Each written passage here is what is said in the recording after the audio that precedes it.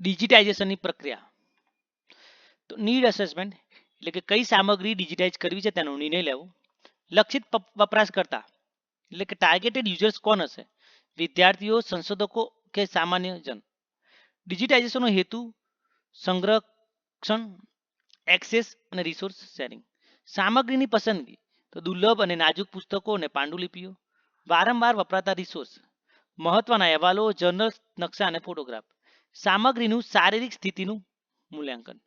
તૈયારી તો દસ્તાવેજોની સફાઈ કરવી, સ્ટેપલ, સ્પિન, બાઇન્ડિંગ જેવું વસ્તુ હોય તો દૂર કરવું, પાના સીધા અને સમાન રાખવા. પછીની પ્રોસેસ છે સ્કેનિંગ એટલે કે યોગ્ય સ્કેનરને પસંદ કરવું.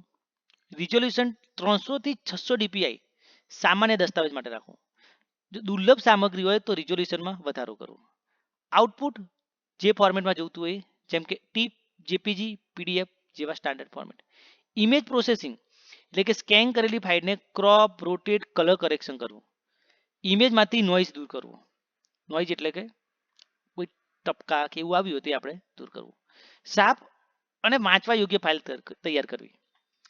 છઠ્ઠું છે OCR એટલે કે ઓપ્ટિકલ કેરેક્ટર રેકોગ્નાઇઝેશન.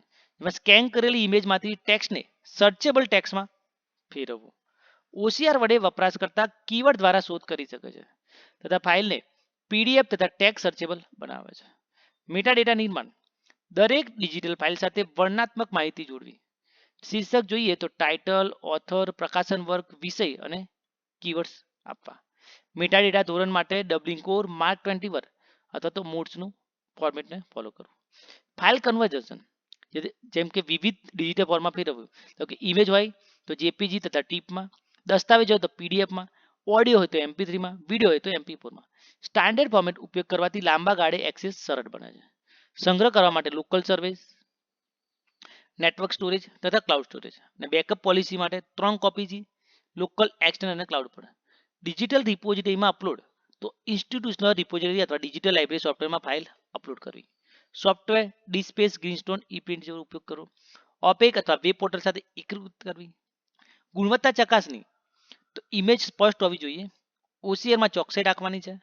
મેટાડેટામાં એકરૂપતા એટલે કે યુનિફોર્મિટી જરૂરી છે. ફાઇલ ફોર્મેટ સ્ટાન્ડર્ડ હોવું જોઈએ. પ્રિઝર્વેશન અને જાળવણીમાં જોઈએ તો લોક્સ અને ક્લોક સિસ્ટમથી ડિજિટલ પ્રિઝર્વેશન કરવું. નિયમિત બેકઅપ લેવું અને સોફ્ટવેર અને હાર્ડવેરને અપડેટ આપવા. એક્સેસ અને સેવાઓ તો